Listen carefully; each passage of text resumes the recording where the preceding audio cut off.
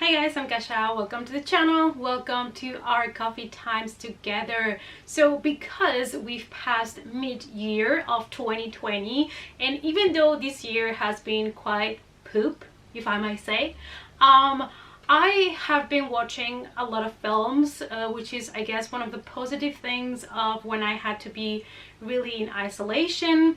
I have been watching also movies that are not horror. I normally don't really talk much about them, and I don't make many like separate movie reviews for them. However, I wanted to let you know in this video which have been my favorite non-horror films that I have watched this 2020. It's coffee time!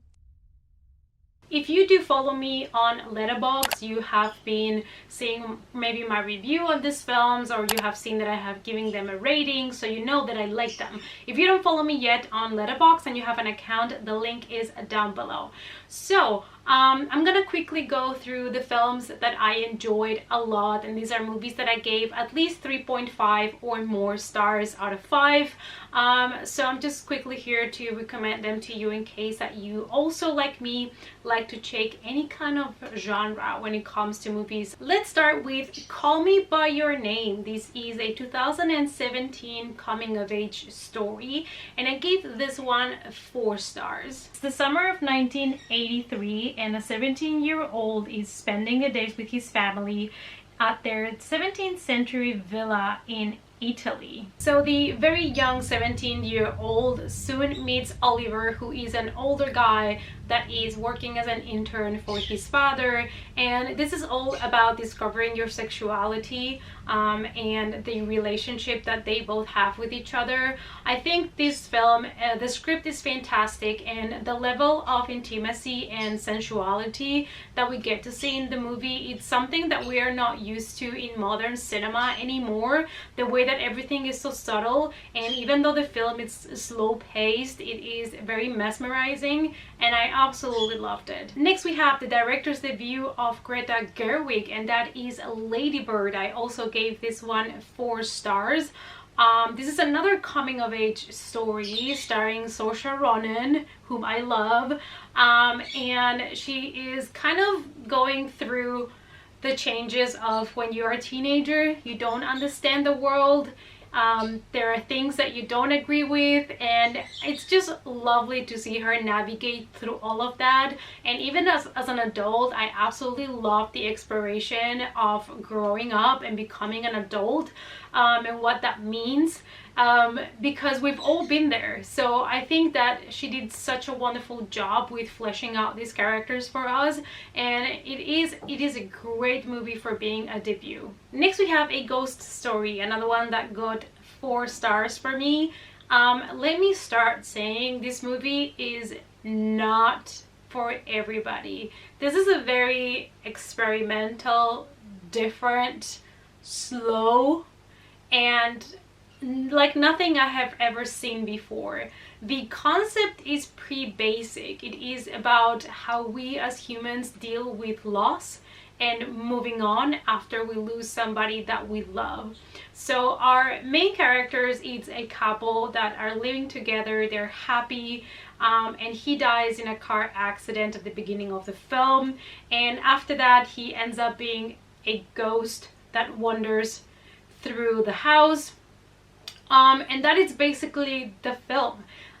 This movie has a wonderful score, gorgeous shots, but you have scenes where you see people doing totally mundane things for minutes straight without a cut. It is putting the viewer in kind of a position where you are participating in the intimacy of these people's lives, and the way that it explores loss and what happens when somebody dies and how to move on. Like, it's just beautiful. To me, this was an amazing film, and it was very bold to do something like this, because not everybody is going to appreciate this type of movies. I don't think that a lot of people are going to like this movie, to be honest, but in my opinion, it was fantastic. The only scene that I didn't like is towards the end. There was like a party scene and there is like a huge long monologue, and for me it interrupted this kind of atmosphere, this kind of grief that I was going through with the characters. For me, kind of like made me get out of that state that I was, which, you know, was a good thing. But still, I really did enjoy the very end of the film. And if you don't mind completely weird, different experimental movies, maybe you want to check this one out, but be warned, it is very slow. There is not much of a script for most part of the movie. It's mostly silent and just the score, but I really loved it. The next one is a German film from 2019, and that is System Crasher. I gave this one 3.5 stars. And a system crasher is a child that, due to the behavior problems that they have, they're very hard to integrate into society or into a new family. So Benny is 9 years old and she's always acting out. She has really big behavior problems, and we are seeing throughout the whole movie how the system is failing her, how she is, you know, kind of a victim of her family in a way. And it is really heartbreaking. It's sometimes hard to watch, and it kind of explores what one of these kids go through, and how hard it is sometimes to get them to reintegrate them into their regular lives and society. The film does a wonderful job to show how a kid that comes from such a traumatic childhood and experience, how they start to act out, how they start to get violent and use that as a mechanism, and how hard it is to kind of get them back to be able to be integrated into a new family or into society, because they have so much baggage even though they are so young. And the movie had, I think it was around 2 hours, so they had enough time to develop the characters, and I think they did such a good job with the character exploration. This is not a type of film that I would normally watch, but it came out on Netflix, and I heard really good things about it, so I decided to check it out, and I really enjoyed it. Next, I watched I, Tonya from 2017, and I gave this one a 3.5. It's an American biographical comedy drama film. In 1991, talented figure skater Tonya Harding becomes the first American woman to complete a triple axel during a competition. However, at some point, her ex-husband kind of plotted to injure Nancy Kerrigan, and that got her into a lot of trouble, and her career started to crumble.